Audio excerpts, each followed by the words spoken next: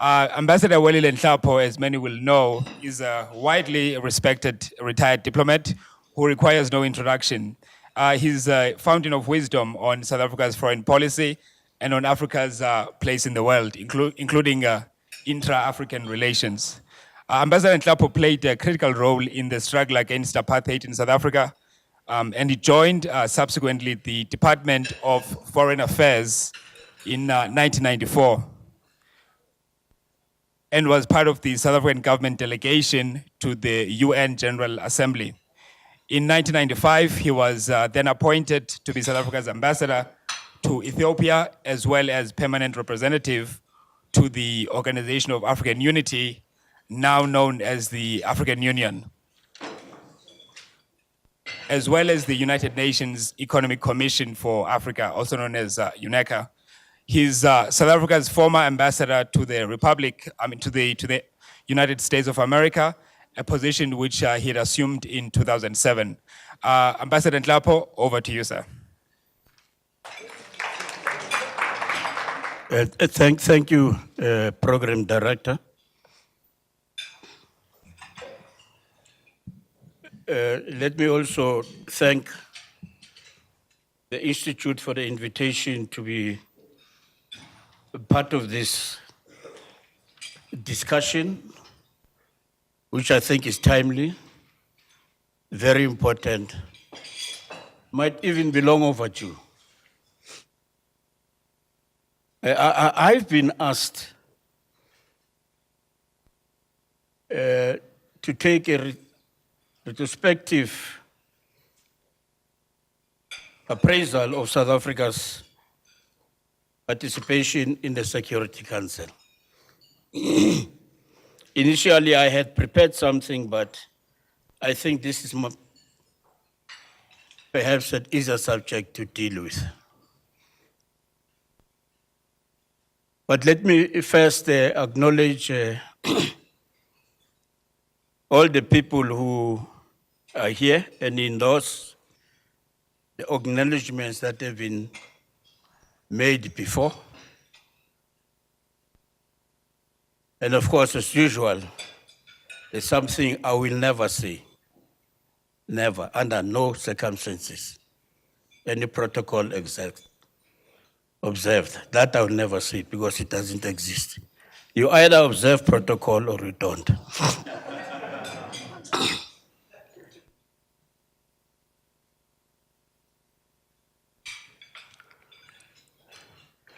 Let me start by saying that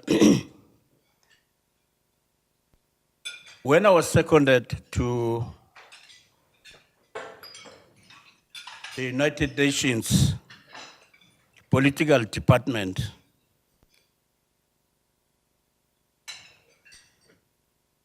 at the request of the then SG Kofi Annan, after I'd worked with the UN peacekeeping in Burundi as a senior political officer, following the reheading of the AU mission in Burundi, in which I was a deputy head. So my secondment coincided with South Africa's election into the Security Council.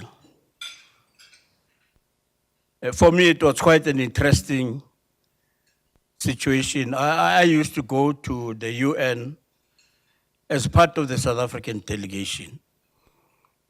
But for the first time, I was sitting on the other side, as our delegation would always say, as part of the regime, because I was in the Secretariat.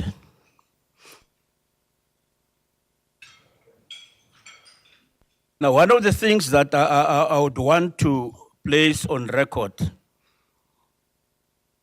is that South Africa, at the time of its election, enjoyed a lot of respect and popularity. And I want to believe it was a deserved gesture and an acknowledgement of the role that South Africa has started playing on the continent, particularly on peace and security matters. The advantage that we had, or that South Africa had, is that the Secretariat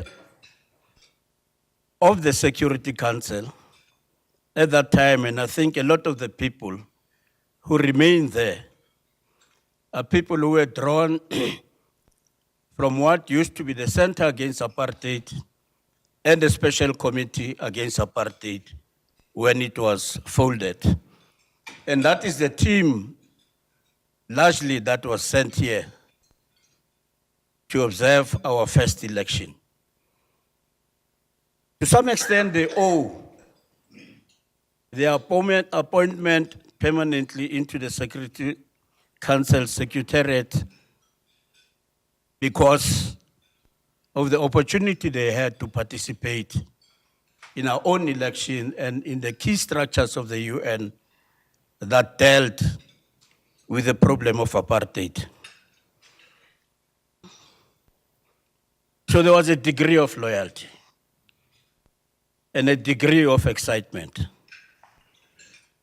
But added to that, the head of the Security Council Secretariat at the time was a lady who was married to a South African who became one of our foremost diplomats, who served as an advisor to Minister Nzo, and later became our ambassador, the late Obrinkom. I'm saying this because most of the countries that have had a presence in the United Nations, and particularly the permanent group, Permanent Five, depend largely on the footprint that they have within the Security Council in terms of their nationals and in terms of the size of their missions. We had to rely more on the support from the Department of Political Affairs, which also had the responsibility to initiate new members into the Security Council, assisting the Secretariat, which reported to the Department of Political Affairs, which at the time was headed by Ambassador Gambari, who used to be the chair of the Special Committee Against Apartheid. So there was that understanding of where South Africa comes from, why it is there, and how South Africa can benefit from the guidance of the machinery of the UN, particularly within the Security Council, for members that have been elected for the first time. So it was not by any stroke of magic that we were able to perform. Yes, indeed, we did have a formidable team on the ground, but this was an added advantage because we had people that we could have access to and consult. I'm talking about the South African delegation because I was sitting on the other side. And I'm aware I was part of the people who were supposed to participate in this program. So I watched our delegation dealing with a lot of intricate issues at that particular time. One of the key problems, which I think is going to be a challenge even now, is that at the time, the composition of the Security Council, I think one cannot have any challenges about that because we had countries that we had economic and diplomatic relations with broadly, even within the P10, and of course the P5.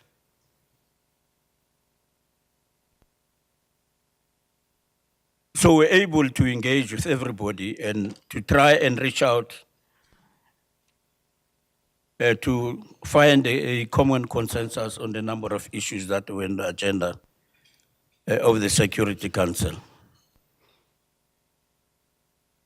I'm mentioning this because every time people make reference to South Africa's participation in the Security Council, these are mainly about the positions that South Africa took during that first tenure. And I will seek to clarify some of them. Because I think the challenge and the problem we had then is back with us, Doc.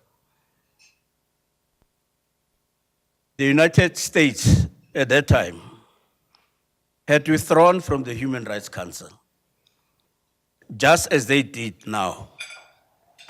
And any issue that they thought they wanted to deal with in their own interest, they will try to put it on the agenda of the Security Council. And we resisted that, because the mandate of the Security Council is very clear. If that happens again, I hope people are not going to behave or take the view of Ambassador Haley that South Africa's role in the Security Council is to vote against the United States and therefore has to be punished. We're not voting against the United States.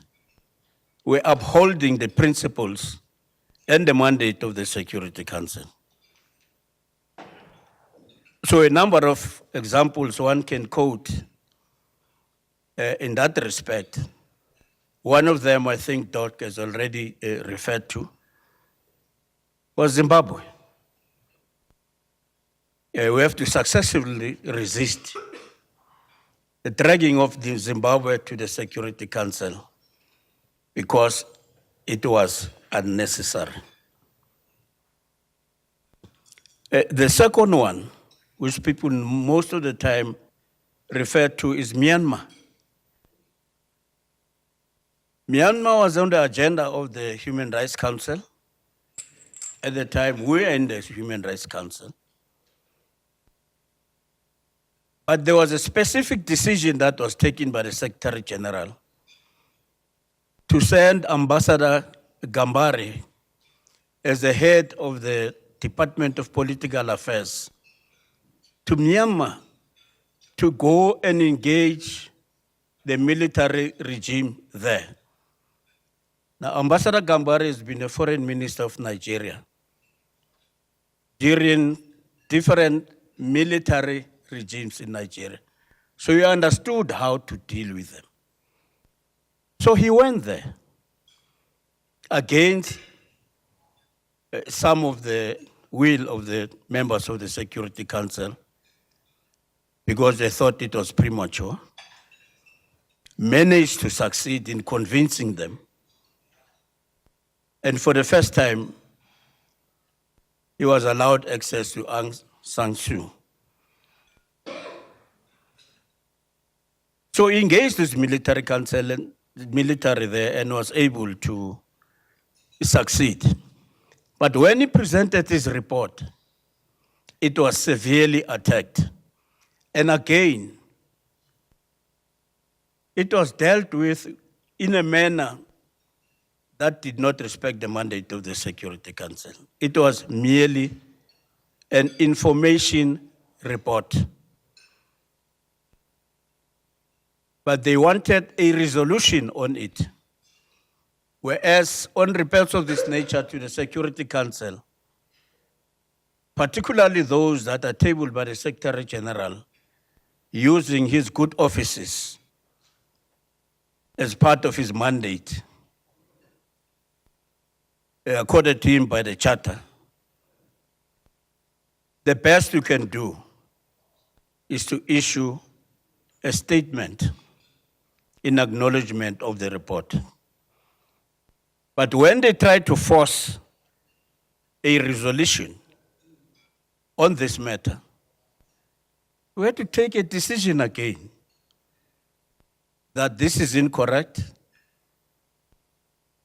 because it was also based on undermining the success that Kofi Annan and Ambassador Kambari had scored, which was a second in the manner in which they had responded. One of them was the mission that was undertaken to deal with the challenges in the Middle East. So there was a pattern that was developing. So I hope this clarifies the issue to an extent that we do have a better understanding of what happens. Because as Doc said, there are some certain rules that guide the functioning of the Security Council. Every chair for the month of the Security Council prepares an agenda, shares it with the Security Council members and the Secretary General in a lunch that is traditionally held at the beginning of the month, so that there's a better understanding of what is going to be the agenda of Council during that period. So nobody can say that there is anything that is being brought there which they did not expect. Of course, the Secretary General makes his input too, because he's expected to report on some of the decisions of Security Council which he had to implement using his good offices, and also report on behalf of the Secretariat on the implementation of UN Security Council resolutions. So that's what happens beginning of the month. So anything that happens in between is understandable because many things happen outside that framework. Many conflicts break, and the United Nations is called upon to respond and act.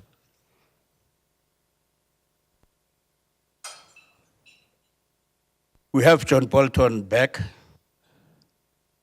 this time as the National Security Advisor of President Trump.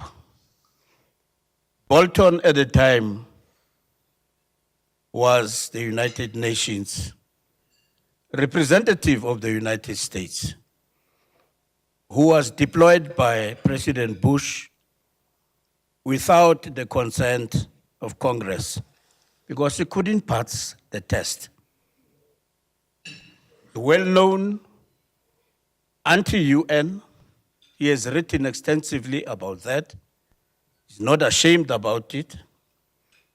And of course, he believes in military force is a solution.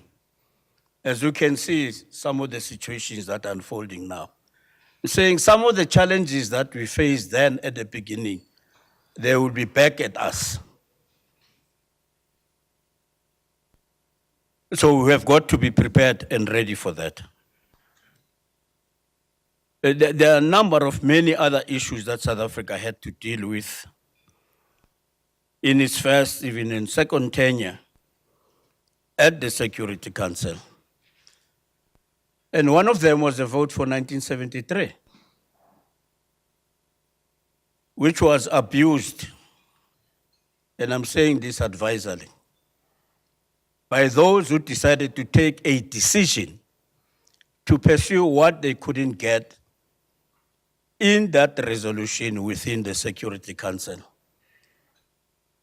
and announced in a press conference that they are going to pursue regime change and attack Libya.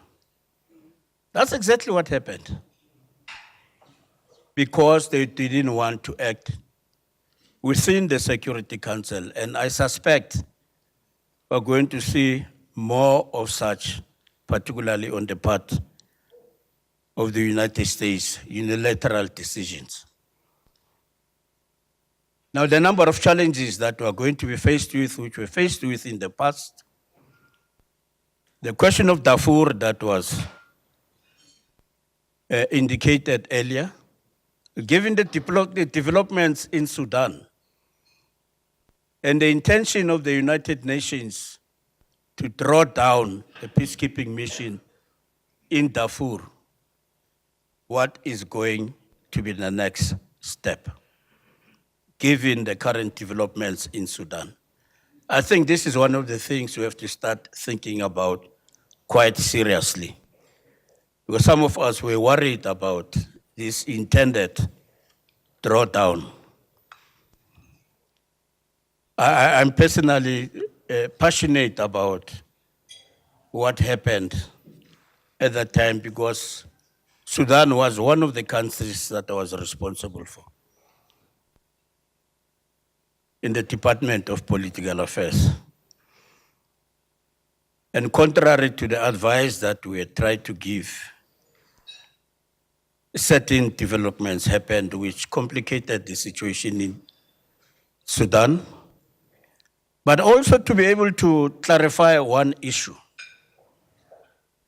that the hybrid mission that was deployed in Sudan was also the result of the EU's withdrawal of its funding for the African mission in Sudan. Kofi Annan had to find a way of dealing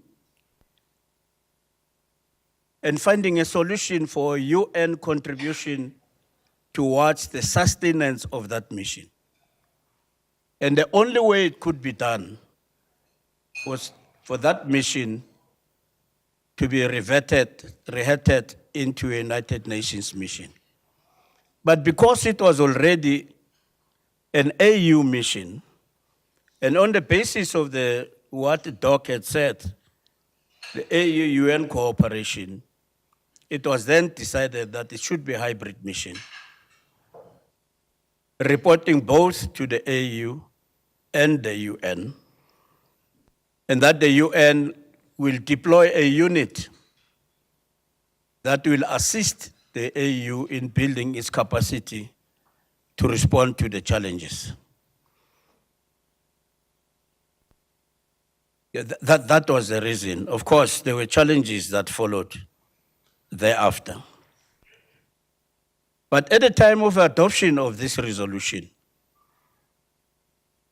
and when there was a decision for the Security Council to go to the AU, to engage with the AU on the implementation of this decision,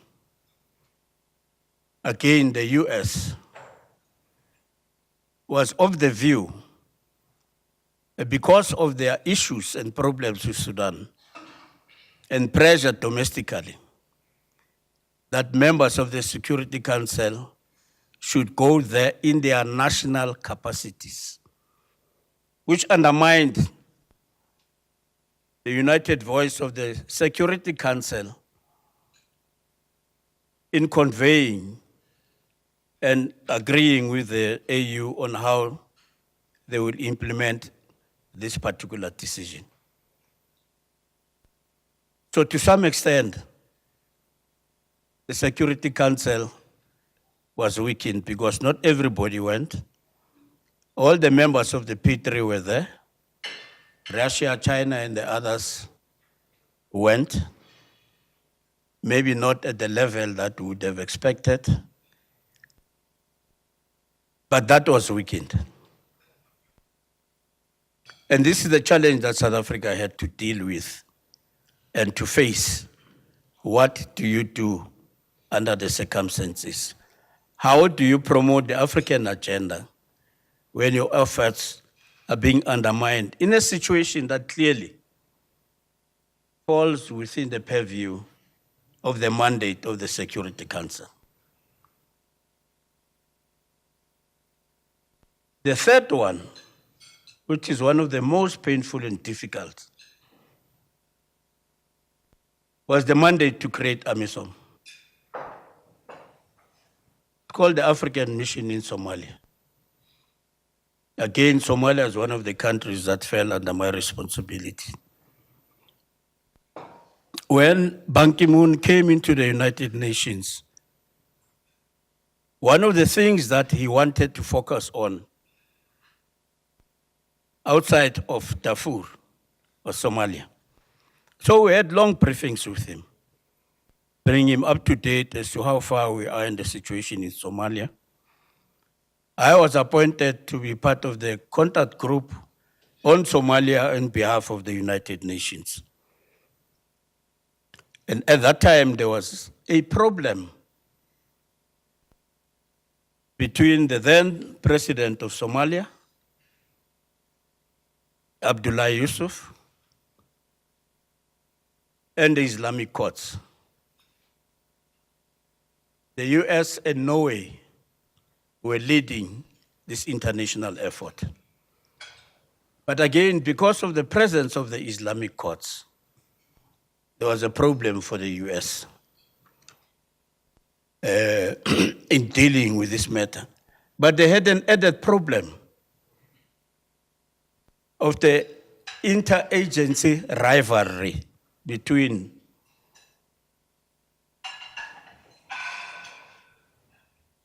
the Department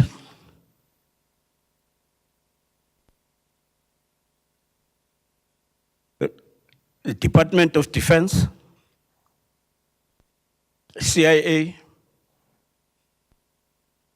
and the State Department in terms of how to handle the situation in Somalia. The approach of the Department of Political Affairs of the time was to give negotiations a chance. But when that collapsed, Bolton was given the responsibility to initiate this mission in Somalia.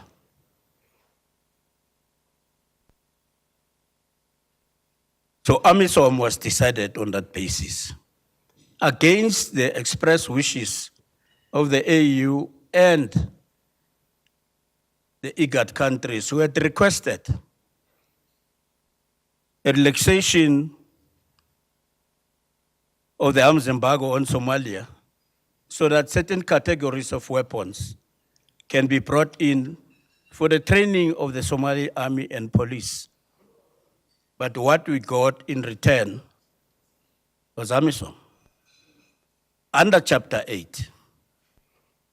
And of course, the burden of the implementation fell on the AU.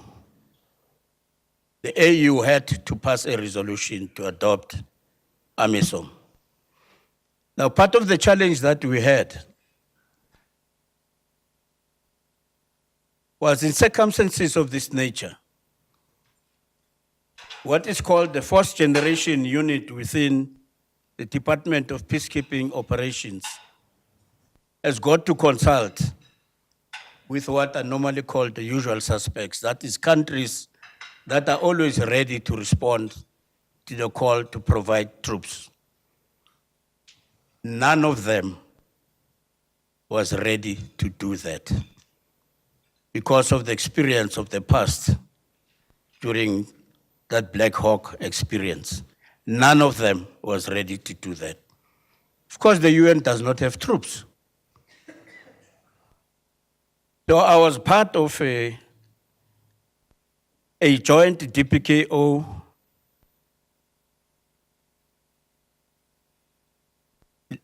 Department of Political Affairs,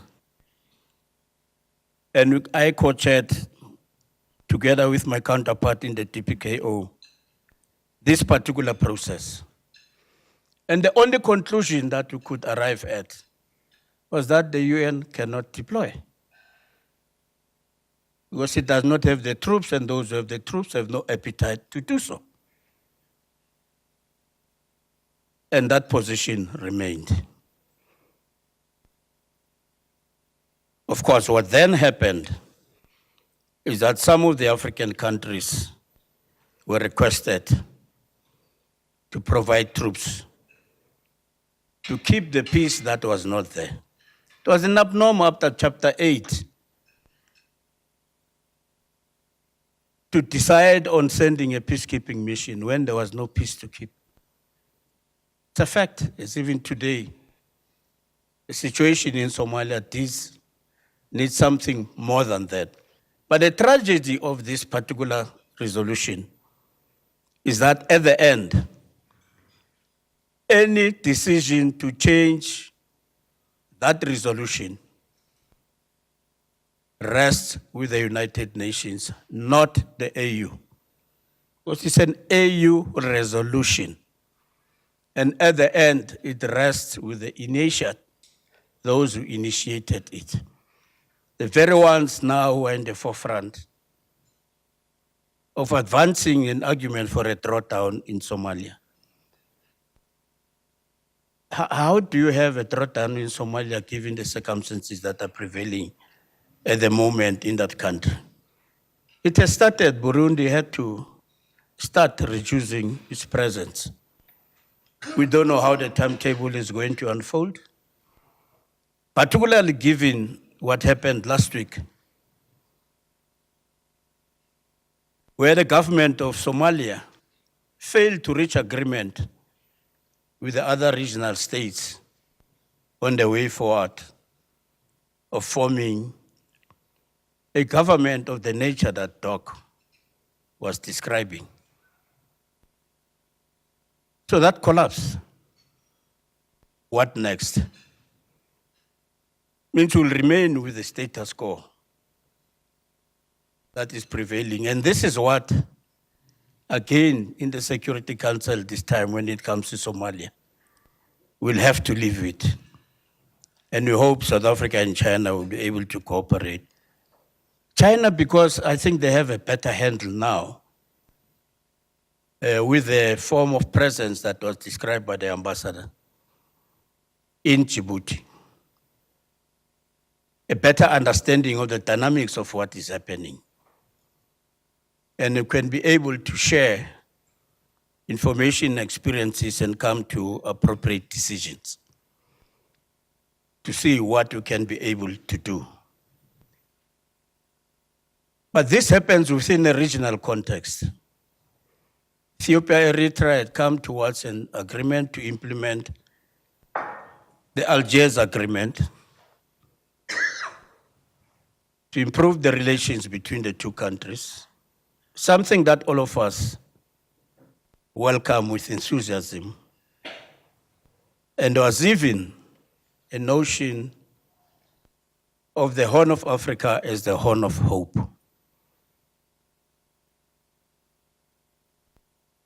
I'm afraid to say that we still have not come out of the woods as a result of these initiatives that have been taken recently. So we might have to be back in the broader theater within the Horn of Africa. Some of the countries might be back in the agenda of the Security Council in one form or another, but also talk with the committee that we are chairing are going to have a very, very big responsibility to make sure that preventative diplomacy becomes the main center of UN operations under the circumstances. South Sudan is eluding us.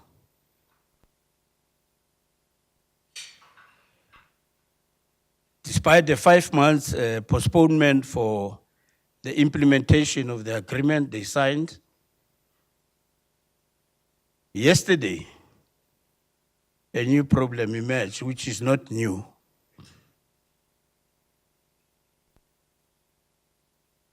The president of South Sudan has invited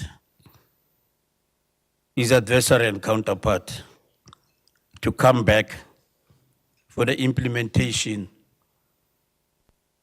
of that peace agreement.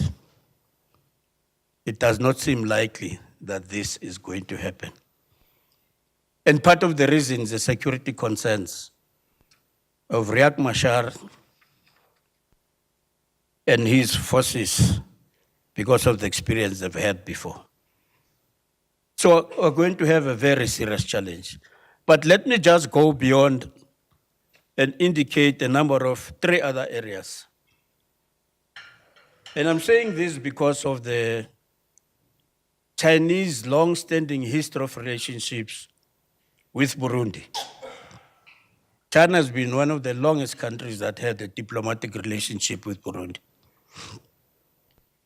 We worked very tirelessly to try and help Burundi to be where it is today. But I'm afraid we might be missing Burundi in the realm of stability. It might be back in the Security Council because of the developments that are taking place there, and it might be worse next year when the elections take place under the circumstances that are prevailing. So I think once again, a lot of work will have to be done to prevent another escalation there. The intended drawdown of MONUSCO becomes another challenge. Given the outcome of the elections in the DRC and some of the tension that exists at the moment, and if Burundi goes wrong, Eastern Congo is going to be worse. What does the Security Council do? You reduce the capacity of the peacekeeping mission to deal with a situation that is going to be problematic, or you do something about it. So I think these are the questions that we'll have to ponder upon. And I think largely, with our experience in Burundi and China's long-standing understanding of the situation in that country, I think together we can be able to work out something that might be in favor of Burundi. Let me just end with the last one, which is a broader one. South Africa and China are part of the Kimberley process. The Kimberley process is a preventative mechanism bringing together diamond-producing countries, countries that have the biggest processing in the area of diamonds and in the diamond business. But you also have the civil society that is keeping a watch on the developments of what happens in the area of diamonds being used by rebel movements and others now, terrorist groups and all sorts of others to undermine established governments. Another area of instability. But I think China and South Africa stand a chance to contribute through the Kimberley process and to use this preventive capacity that has been recognized by the United Nations to do a lot to stem the tide in this particular front, so that we should not have anything called blood diamonds again, and any conflicts around diamonds. We work together with China, when I used to be the chair of the Kimberley process, and China was a deputy, and I know the capacity and the relationship that we can build and continue to build together to deal with this issue of blood diamonds. Because the last resolution of the General Assembly has got very disturbing elements in it, which we're dealing with it in the past 2 weeks. I'm sure we're going back to India, which is now the chair, to deal with the same problem. And we're going to continue to hope that the cooperation of China will always be there. Because failure to do so, the Security Council will work 24/7. Because these conflicts are going to continue, and we'll find it very difficult, all of us, to contain. And it cannot happen. In 2020, the year in which the AU has prescribed as silencing the guns on the continent. And for us, it is even a bigger challenge. Our president will be chair of the AU at this particular moment. What do we do? Who do we rely on to do what? To make sure that at least we can be able to silence the guns that are blazing at the moment and those that have the potential to begin firing. I thank you very much.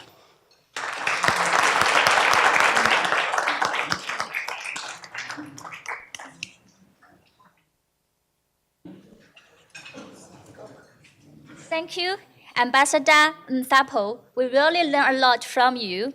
Our final speaker in this seminar is an extraordinarily young academic.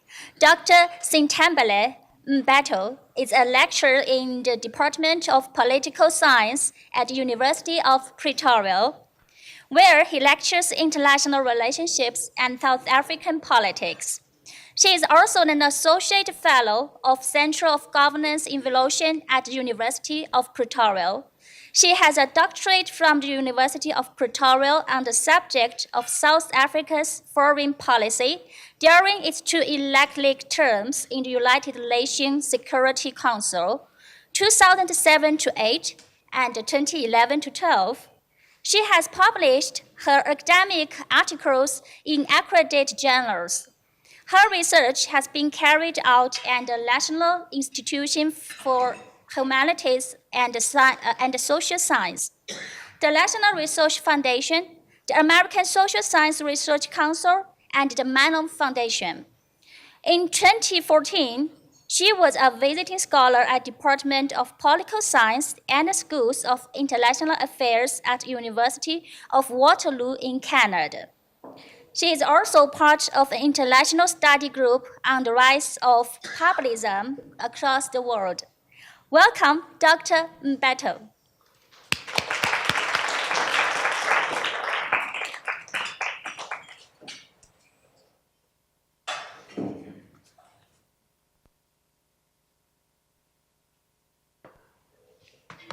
Thank you very much for that warm welcome. I'm going to try and adjust here. Okay. There we go. I am going to take Ambassador Nthapo's lesson and not do any protocol. So I'm not no protocol observed. I'm just not observing protocol, so that I can just get on with things and not say things that don't that don't exist. Thank you very much. It's been. I mean, I feel almost at this stage that there's not much that I can say because I think that the previous 3 speakers have really covered a lot of the ground that I would have wanted to.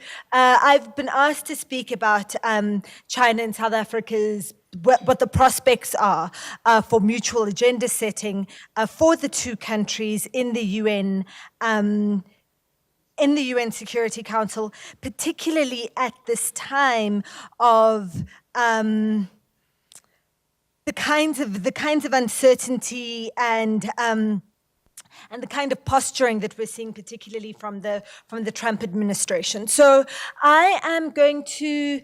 Though, in order to be able to talk about that, I'm going to speak a little about South Africa and China's cooperation in the previous 2 terms when South Africa served on the Security Council, and to use that previous experience to give us some sense of what could come and where the opportunities could be.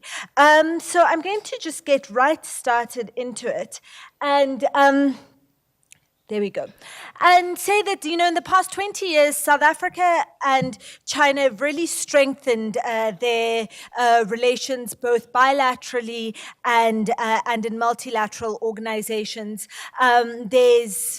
China is now South Africa's biggest trade partner, and and South Africa is China's biggest trading partner on the African continent. In 2017, as you can see on the screen, two-way trade was up to the value of $39 billion, and China's direct investment in South Africa in 2017 was $10 billion. South Africa invests more in China than China invests in South Africa, so that's an unevenness that is something that's on the agenda of both governments, with South African companies investing about $80 billion in China in 2016. This was primarily made up of the investment of Naspers, which is a shareholder in the Chinese firm Tencent, but also all sorts of other South African companies are invested in China. At the state visit last year by President Xi of China, in July 2018, before the BRICS summit was due to start, there was about 14.7 billion worth of investment agreements signed, including loans and funding for Eskom.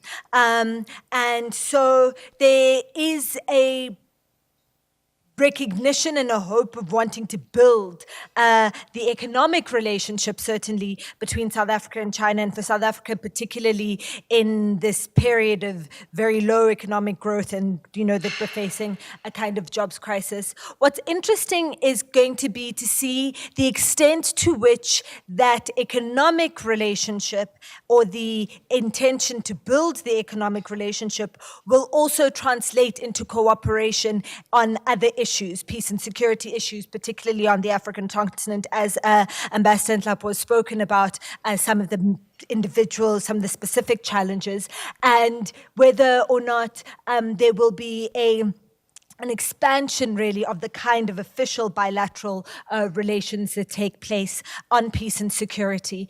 In multilateral forums, South Africa and China cooperate, obviously, in BRICS. South Africa had the BRICS presidency last year, and also were co-chairs of FOCAC from 2012 to 2018. So South Africa was a co-chair of the Beijing summit in September 2018, and at that summit that the China-African Peace and Security Initiative was launched, with the China Africa Peace and Security Fund that is meant to provide financial resources, but also capacity building for the African Union's African peace and security architecture, and also the crisis response initiative. So that's the context, really, of these two countries outside of the Security Council. And all of this takes place in a global context of unequal distribution of power. The defining feature of world order is that power is unevenly distributed between the rich and the poor, between the global south and the global north. And the UN Security Council is firstly the pinnacle of global power. It's the only global governance institution that can make binding whose decisions are binding over member states, but also the structure of the Security Council, with its 15 members, 5 of whom are permanent members with veto power, and where those permanent members were effectively the winners of the Second World War, and then 10 elected members, and that distribution of power within the Security Council being unchanged for the past 74 years. And I always think of this quote by KJ Holste when I think about how do we think about structural power. And he argues, when you're looking for the effects of structural power, ask some of the following questions. Whose agenda is being discussed? Whose rules are being debated? Who established those rules? Who determines whether the playing field is even? Who provides the referees? Whose standards are prevailing? Whose language do we use when debating and bargaining? And I think certainly in the work that I've done looking at South Africa's participation in the United Nations Security Council, many of the points of contention between South Africa and the more powerful members of the Security Council have been around these things, around, we're supposed to be equal members of the international community, yet there are certain nations who use their power and abuse their power in certain ways in order to benefit themselves and for their national interest. And so I ask you all to keep this kind of question and this set of questions in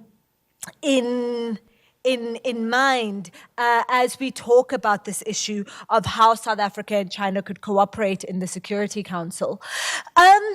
It's important to think about the context also of the actual international, of what is going on in the present day, and Ambassador Nhlapo spoke about that, and also the context of some of South Africa's first 2 terms in the Security Council, and how that helps us understand what the opportunities and the constraints were for South Africa in making particular decisions in the Security Council.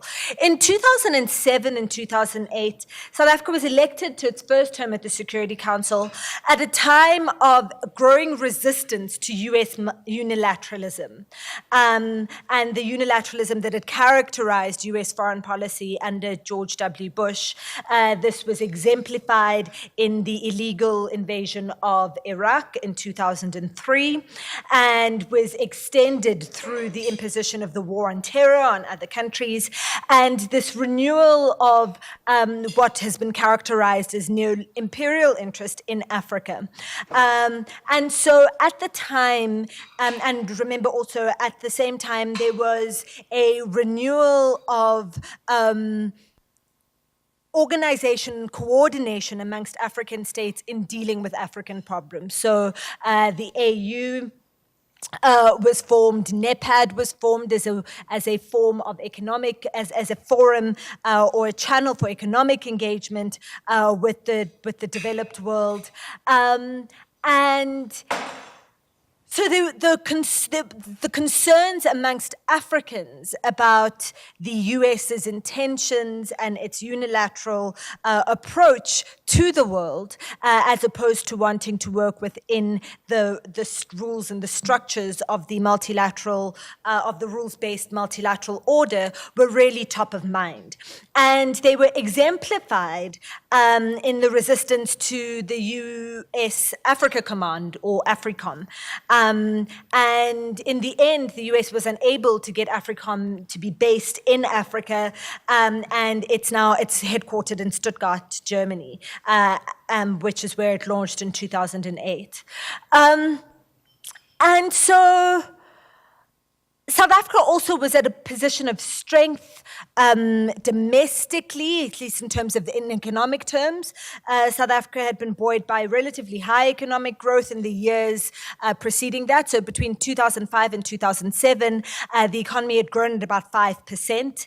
And so there was sufficient stability to be able to take on the responsibility for for providing many of the public goods that undergirded global governance on the continent. And so there was a great deal of investment into the AU and other institutions in order to enable Africa to make its own decisions, particularly in relation to peace and security issues.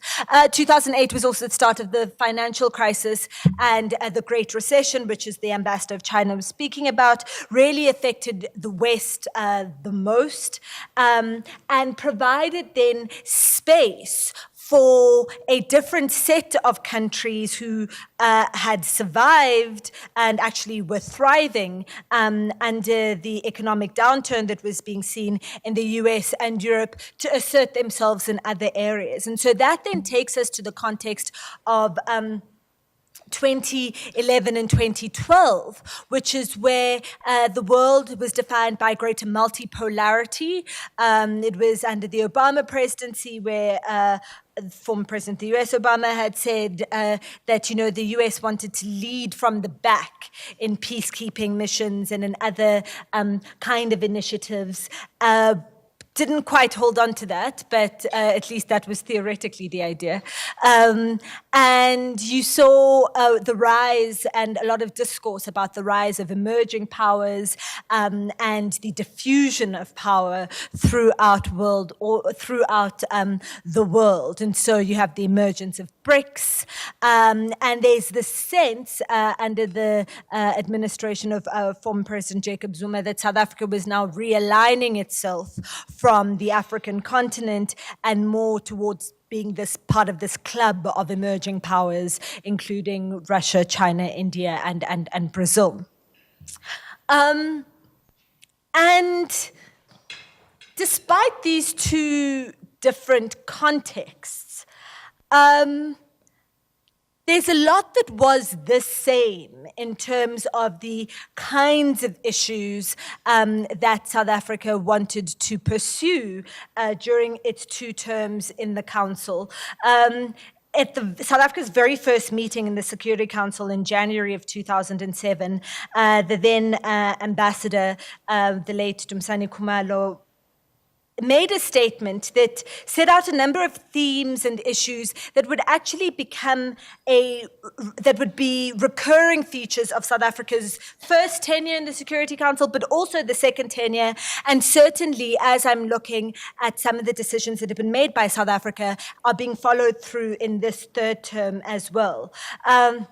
And so he reminded the Council that the nature of the threats to peace and security had changed from 1945, from being predominantly interstate conflicts to being complex and multifaceted and interconnected threats that go beyond the mandate of the Council. And so because of that, South Africa promoted and was advocating for a greater inclusion of the General Assembly in making, as Advocate Dr. was saying earlier, of the General Assembly in addressing some of the peace and security issues facing the world, but also in looking at beyond just the peacekeeping missions or just dealing with conflicts as they arose, but trying to say, well, how can we fix the underlying causes of all of these conflicts and these recurring conflicts that we're seeing on the African continent. And so he highlighted poverty and underdevelopment as the root causes of the majority of the conflicts on the Security Council agenda. And this sort of broad definition of security and this linking of poverty to development this linking of poverty and development to security is something that has followed South Africa's engagement in the Security Council since then, and is something that China and that South Africa has in common with China, as we heard this morning from the ambassador. South Africa has also challenged the mandate creep of the UN Security Council into non-security issues. So as we heard from Ambassador Nhlapo, the issue around the resolution that South Africa voted against on Myanmar was that these were issues, these were human rights issues that were already being dealt with in other fora, and also that it was a set of issues that did not belong, that did not pose a threat to international peace and security, and so should not be in the Council. And then, of course, the issue around the cooperation of the AU and the UN in terms of Chapter 8 of the UN Charter is something that South Africa has promoted throughout its terms in the Security Council. It was a big issue in the first term and the second term, culminating with Resolution 2033 that Advocate Mashabane spoke to us about, and is a thematic issue that is being carried to have greater cooperation between the AU Peace and Security Council and the UN Security Council on addressing African conflicts, which are the majority of conflicts that are being dealt with by the UN and that are on the UN agenda. The thing is that with this 3rd term in the Security Council, it's a different world in some ways. There's unlike what all the Western theorists like Samuel Huntington and to a certain and Francis Fukuyama were arguing that there was going to be this clash of civilizations and this threat to Western-defined world order from the outside. That threats actually come from within the West. It's come from Donald Trump, who is set on dismantling the set of political and economic institutions that the United States played an important role in setting up after the Second World War. So whether that is challenging the rules around trade and the institutions on trade, whether that is challenging the existence of the UN itself and wanting to defund it and work outside of it as much as possible, whether that's challenging NATO and the US's alliance with its European counterparts. He really is the big threat to the liberal international order.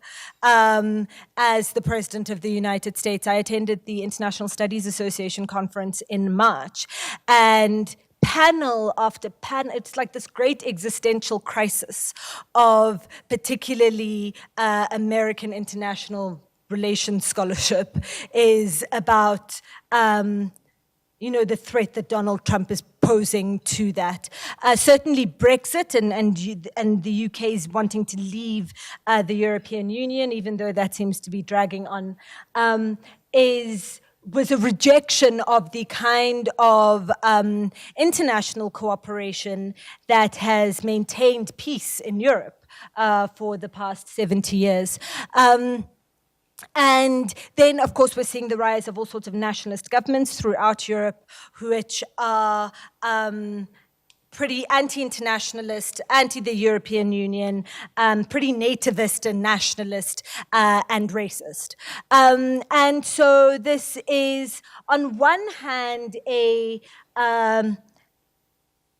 threat, but it provides an opportunity for the global south to assert itself and to contribute to forming the norms that are going to define the next 100 years of the world, particularly in light of the challenges that we're facing now. What comes to mind, most immediately and most urgently is the environmental concerns that we're facing, and that the world just is not dealing with global warming, and the recent UN report about the extinction of so much of the world's natural species in the past 50 years or so. The UN Security Council itself is heavily polarized at this stage, and I think the most polarized it ever has been, or it has been since the Cold War. And that started in 2011, 2012, around the issues on Libya and Syria, and has definitely just entrenched itself. So there is definitely a P3, P2 division in the Security Council, which presents opportunities for the elected members, for the E10 elected members in the Security Council, to try to assert themselves in different ways. This is just another illustration of that. In 2018, there was a decline of consensus decision-making in the Security Council. Of the 54 resolutions that were adopted, 9 of those resolutions were adopted with less than 15 votes in the Security Council. That had been unheard of in the 20 years between 1990 and 2010. Because there'd been this move towards trying to reach consensus on decisions, and that's fallen away. There were 4 procedural votes, which are votes about whether things should be discussed in the Security Council, which is the most that there have been since the early 1990s. There are a lot more public meetings and what they call these area formula meetings, which are meetings that invite civil society and people and non-member states of the Security Council. They're the most of those meetings. first one was in 1992. The most of those meetings that have ever been held were in 2018, and mostly because there was no consensus in the Security Council. So people are using other forums, other ways of engagement to try to get their points across. There's been an increase in the use of the veto, and you saw 4 tabled drafts that failed because of insufficient votes. And so that's a really huge thing, and a state needs, you need 9 votes on a resolution for it to pass in the Security Council. And so I've spoken about this, so this sort of context really defines how China and South Africa will be able to build their relationship. There has already, as Ambassador Nhlapo has spoken about, been a solid basis created for positive relations and actually mutual cooperation between China and South Africa in the Security Council. This is a quote from a meeting in 2007 that was actually about Burundi. So Ambassador Nhlapo would probably have been in that meeting. And China, the Chinese ambassador at the time made this statement, and so China notes that in recent years under President Mbeki, the government of South Africa has held the banner of the African recovery, calling for the unity and strengthening of the continent and for the resolution of its difficulties and problems and facilitating the resolution of many hotspot issues, including Burundi.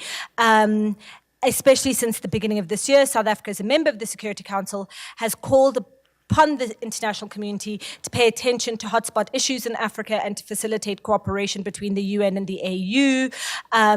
And the delegation of South Africa has participated actively in consideration of issues concerning the African continent. And with this, the Chinese delegation is deeply impressed. And this is one illustration, the sort of longest, of the kinds of warm, at least rhetorically warm statements that were exchanged between South Africa and China in that first term, and certainly in the second term as well.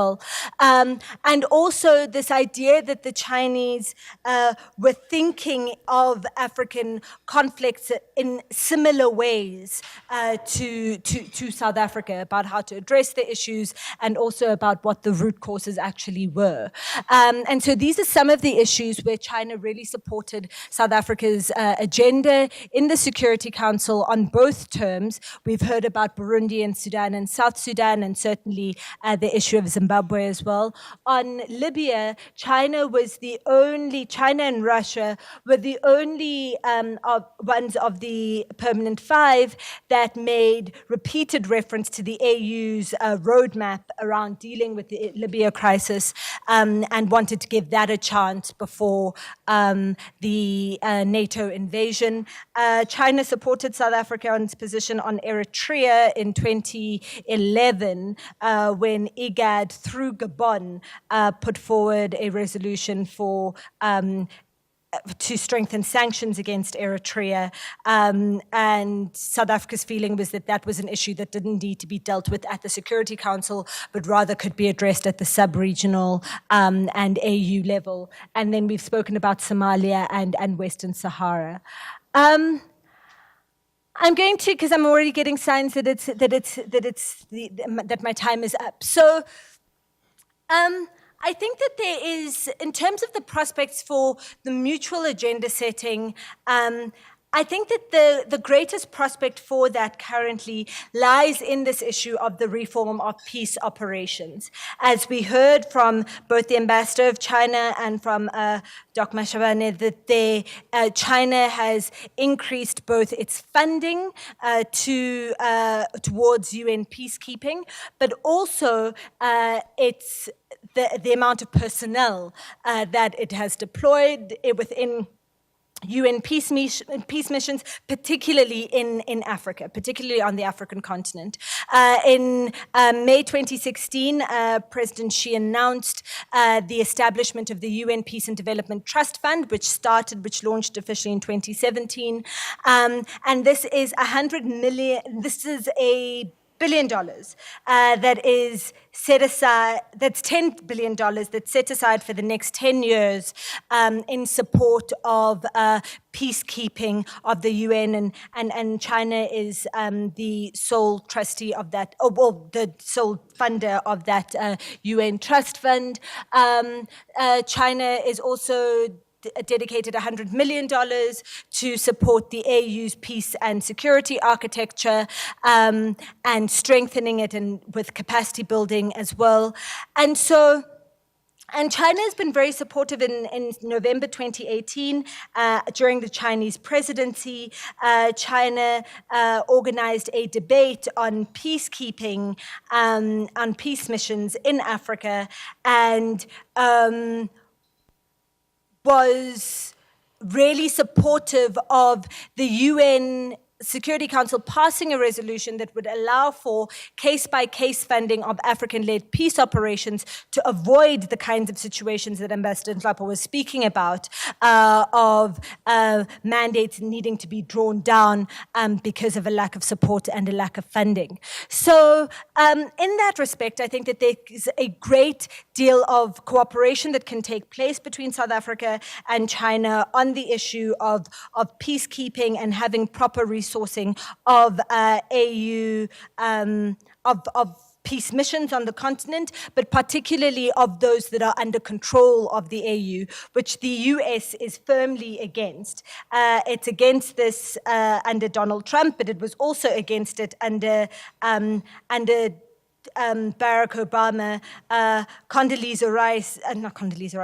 Susan Rice, who is Obama's ambassador to the UN, made a harsh statement at a meeting that South Africa organized on the AU-UN cooperation, saying that the AU and UN, that the UN Security Council could not basically be held ransom to support the AU, and I quote, on the basis that the regional organization independently decides the policy and that the UN member states simply bless it and pay for it. There can be no blank check, either politically or financially.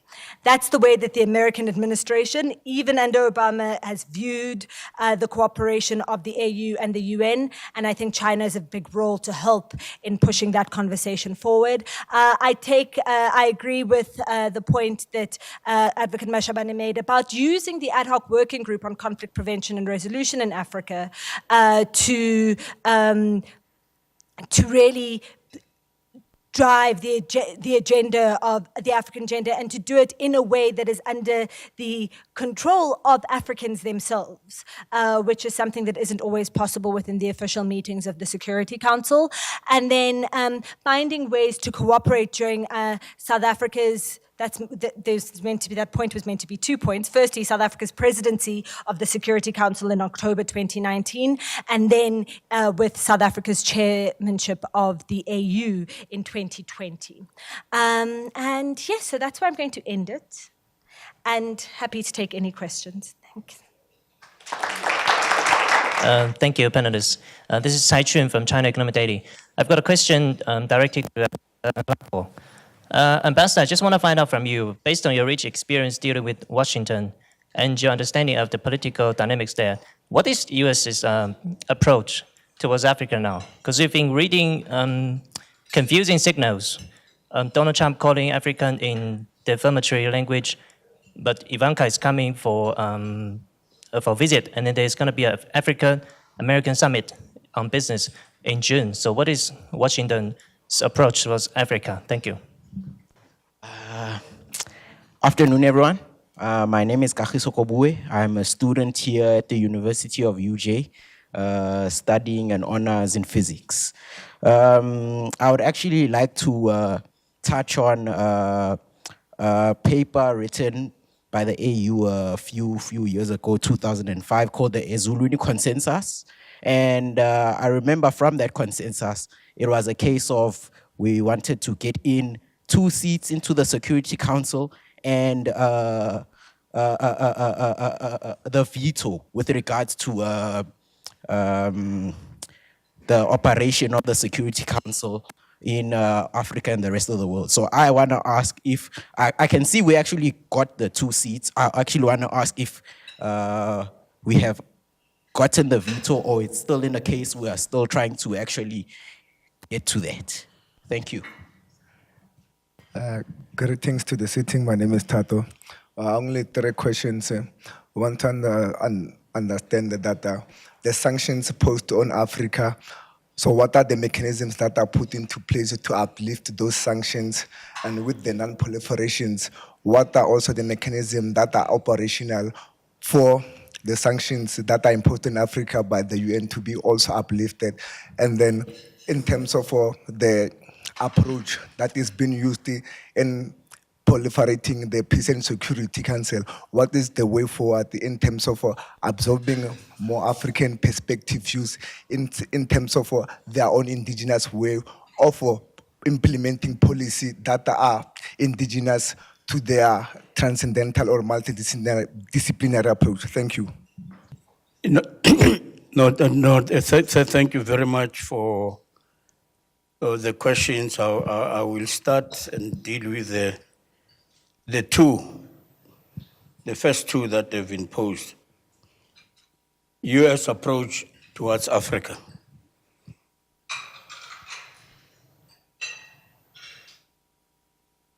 You know, when I was ambassador to the United States, I came in at the time of President Bush and through to President Obama. At the time, the position, the UN policy on Africa, there were 3 elements to it. 1, to support the aid program under PEPFAR. 2, AGOA, which was allowing African goods of specified countries, those the US felt they approve of, for whatever reasons, to have access into American markets. And the third one had to do with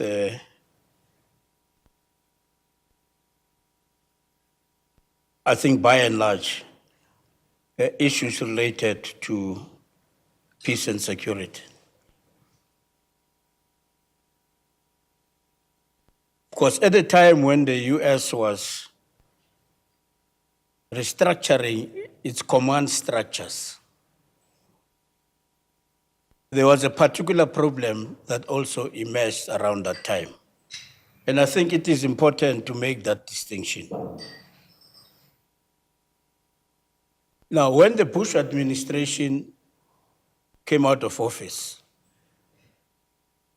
we engaged the team that the Obama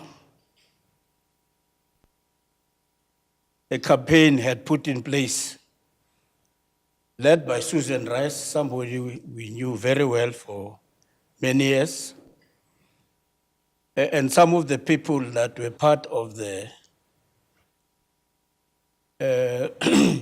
Mbeki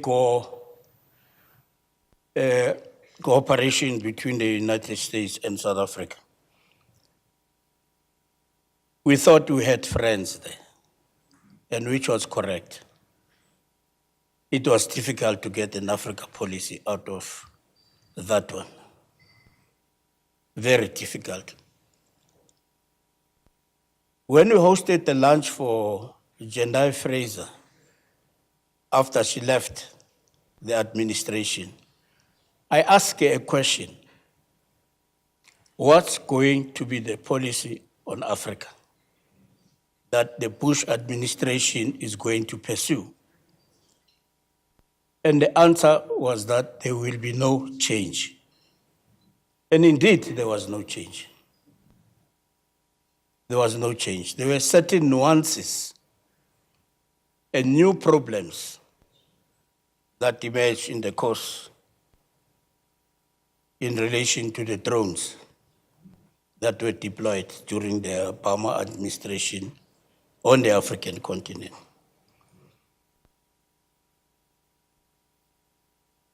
AFRICOM, we engaged quite a lot with some of the commanders who had retired, who were part of the command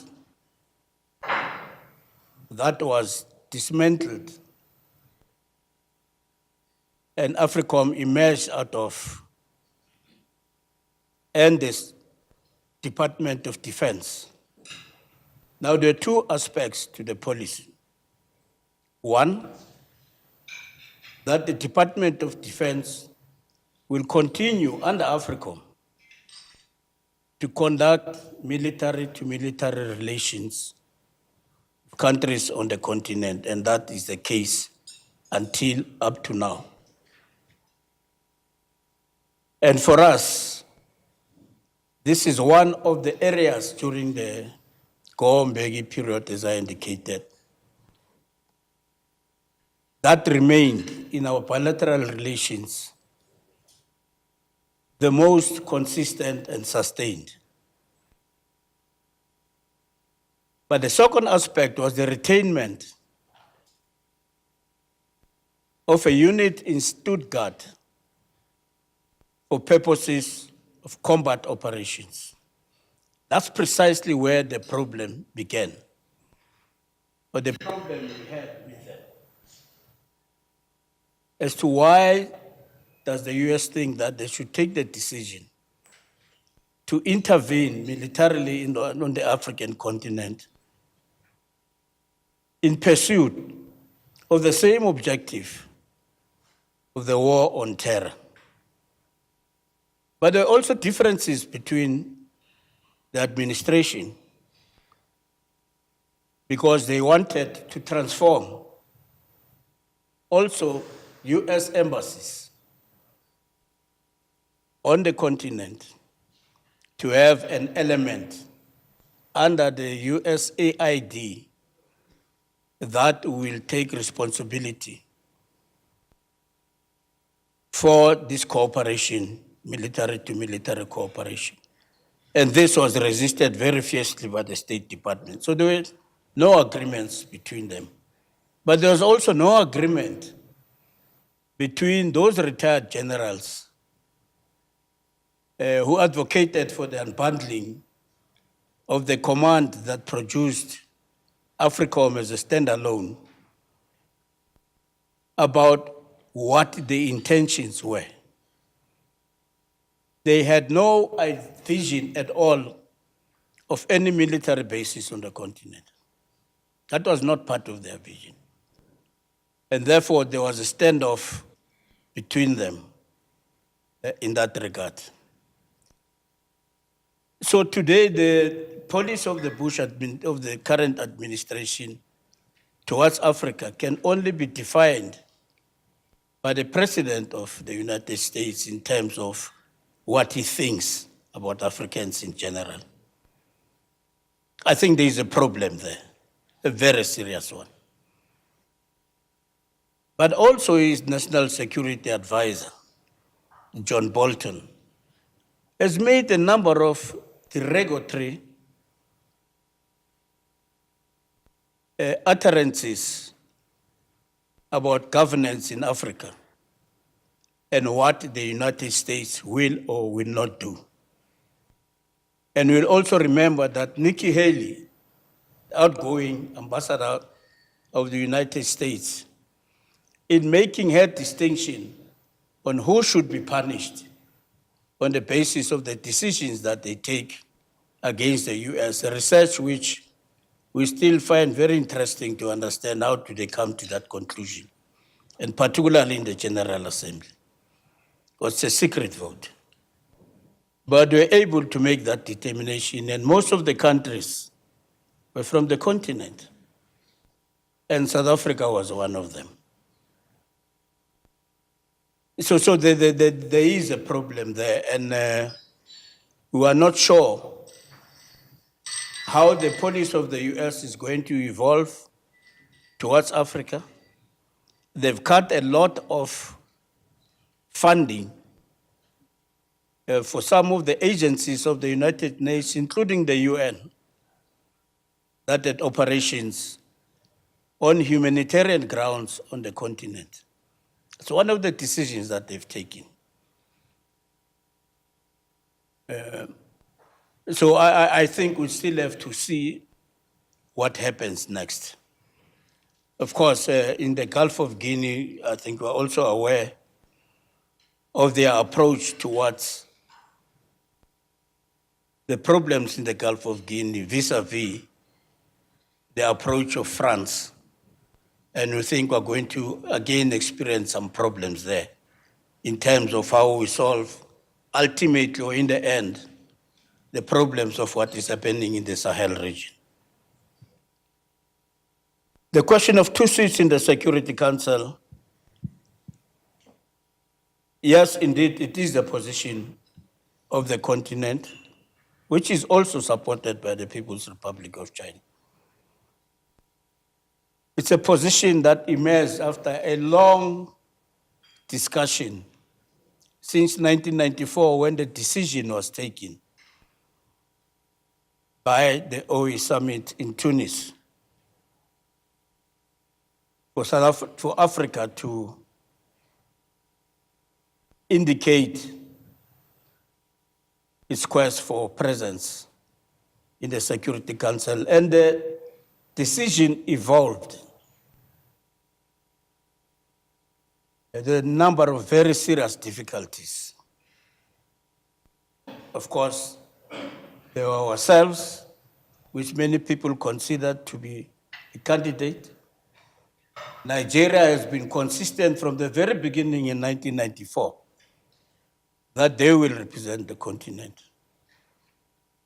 Egypt, which equally had problems with Nigeria, had a different view. And in the summit in Harare in 1997, we couldn't make progress because the two countries went into an argument that paralyzed the whole thing. So there have been problems in Africa arriving at this particular decision at a place called Ezulwini in the Kingdom of Eswatini, as it is called now, where the decision was taken to vie for 2 seats, 2 permanent seats, with a veto if the veto is maintained. If the veto is maintained. But of course, as how will the continent be represented if those 2 seats, for instance, are accorded, which is not guaranteed? And the notion that whoever represents the continent must consult before any decisions that are taken.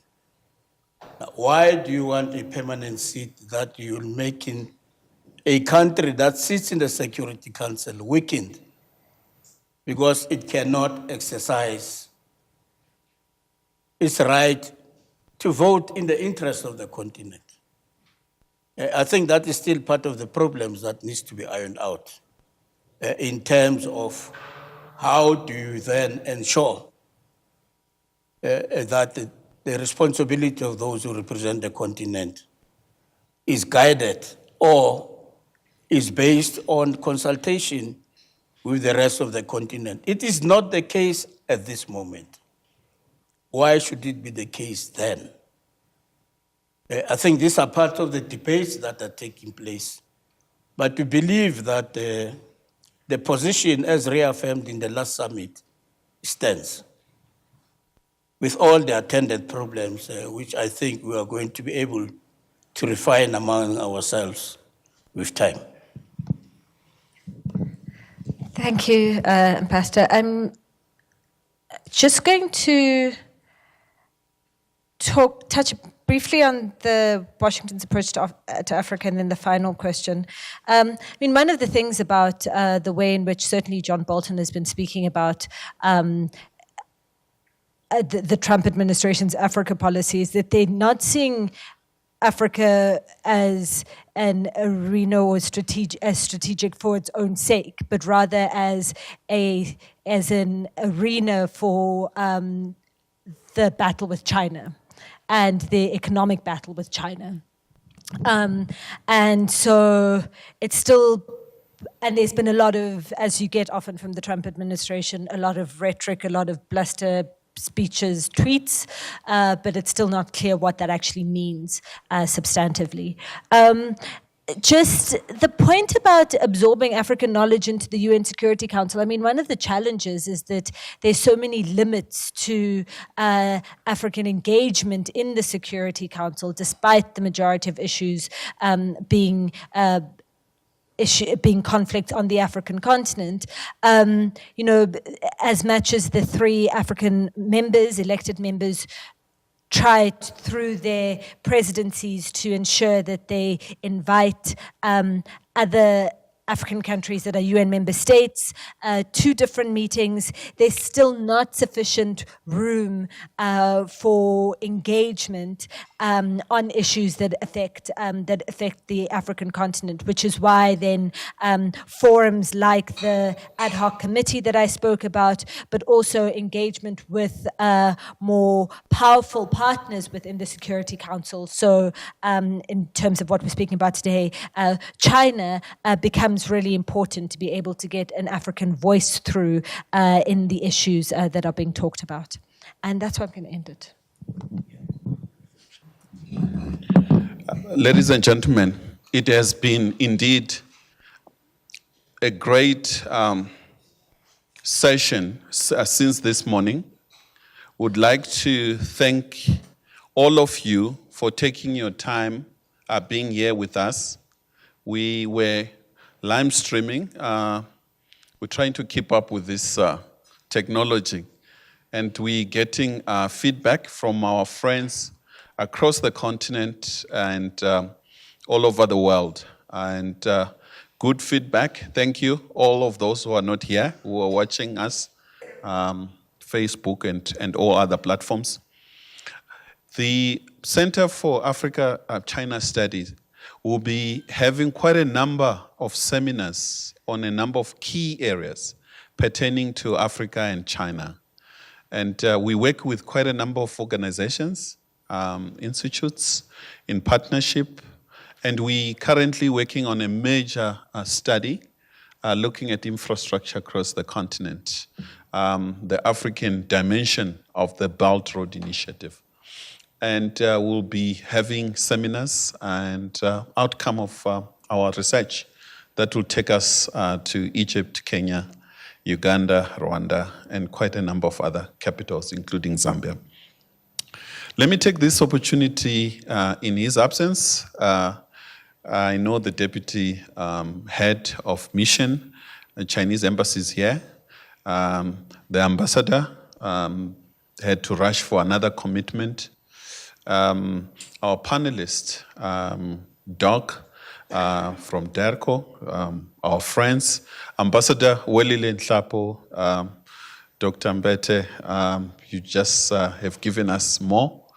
Thank you very much for honoring this invitation and giving us views on United Nations. We're going to, the debate should not end here. And I'm glad most of our students working on this subject are here. So there will be more writing and more debate, and we keep this alive.